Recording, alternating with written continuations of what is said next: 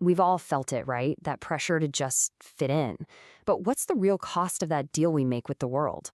Today, we're diving into author Casey Gerald's incredible story about tearing up that contract and finding the courage to embrace your own raw, strange magic. Let's just start with this quote from Gerald himself because, wow, it throws us right into the heart of the conflict. You see, these aren't just labels. They are entire worlds of judgment and expectation that he's had to navigate his whole life. This is the core of the story we're about to unpack. So, the spark for this entire journey comes from a single, really unexpected phone call. It's one of those moments that takes a lifetime of pressure and just crystallizes it into a single conversation. An intervention from his own mom that kicks the whole thing off. And here's the twist. His mother's call? It wasn't actually about him being gay. She was totally fine with that.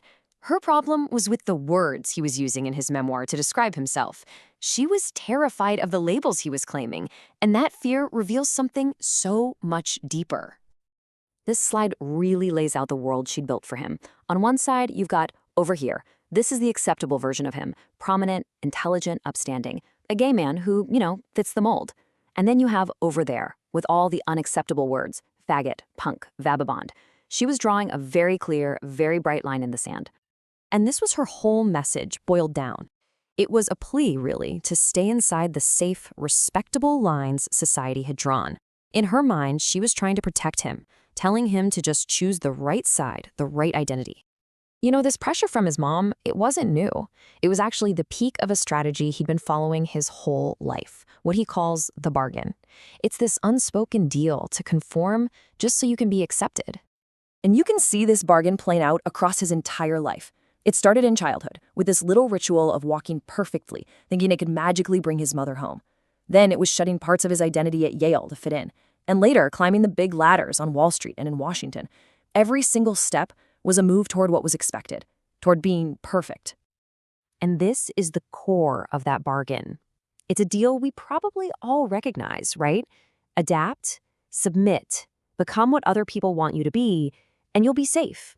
You'll get praised, you'll get opportunities, and you'll have a decent, tolerable spot in the world. So what was the big prize for this lifetime of conforming? The grand goal? It was to be able to say, I was just like everybody else. In our world, that's often seen as the absolute peak of success, to blend in so perfectly that you just disappear into the crowd. That was the dream he was sold. But what happens when that bargain, the one thing you staked your entire life on, suddenly turns out to be worthless? For Gerald, that moment of truth came from another phone call, a single conversation that just shattered the world he'd so carefully built. Okay, picture this. He's 24 years old, planning to run for Congress. His potential campaign manager asks him, is there anything I need to know? So Gerald tells his truth. You should probably know I'm gay. And the reaction? It wasn't acceptance. It was a cold, hard silence, followed by a warning about slurs and threats of violence. And in that moment, it all came crashing down. He had done everything right. He was prominent, intelligent, upstanding. He was over here. But none of it mattered. The bargain was a lie. It couldn't protect him from the very bigotry it was supposed to help him rise above. So, a failure like that forces a huge shift. The goal isn't about coming out to the world anymore, hoping it'll approve. It becomes a much harder, much more important journey. Coming into yourself. Finally accepting all the raw, messy parts you are always taught to hide. And man, that is not an easy thing to do. This quote from the legendary Miles Davis just nails it. Finding your own true voice, your own sound, especially after years of trying to play someone else's song, well, that takes a long, long time. So we're basically faced with two paths. Society, it wants us to become a well-liked holy nugget, small, safe, easy to swallow. But the authentic path is to stand right in the dead fucking center of your own experience and refuse to cut away pieces of yourself just to make other people comfortable. And look, this isn't just Casey Gerald's story. This is a pressure we all know. We're all taught to hide parts of ourselves, our weirdness, our pain, our passions, all in the hope that the right people, the right jobs, will accept this edited, safer version of us. We literally make ourselves strangers to ourselves. So how do we fight that? How do we find that courage?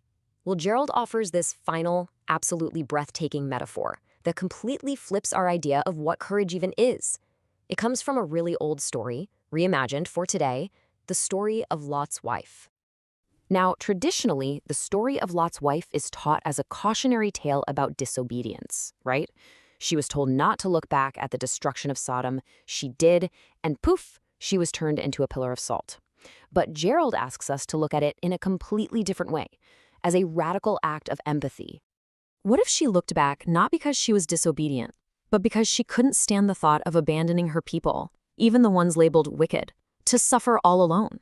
What if it was an act of solidarity, a refusal to just save herself while turning her back on everyone else? And this, Gerald says, is the kind of courage we need right now. Not the courage to just run for safety, but the courage to look back, to stand with the people being left behind, to willingly put ourselves over there with the outcasts and the misfits. And that leads to this incredibly powerful conclusion. Freedom isn't something you achieve on your own. It's collective. Real liberation. It only happens when we are willing to claim the identities of the most vulnerable among us as our own, because our fates are all tied together. So, we end by turning that question back to you. What parts of your own raw, strange magic have you been taught to hide away? What unspoken bargain have you made to be accepted? And what would it take to finally have the courage to look back?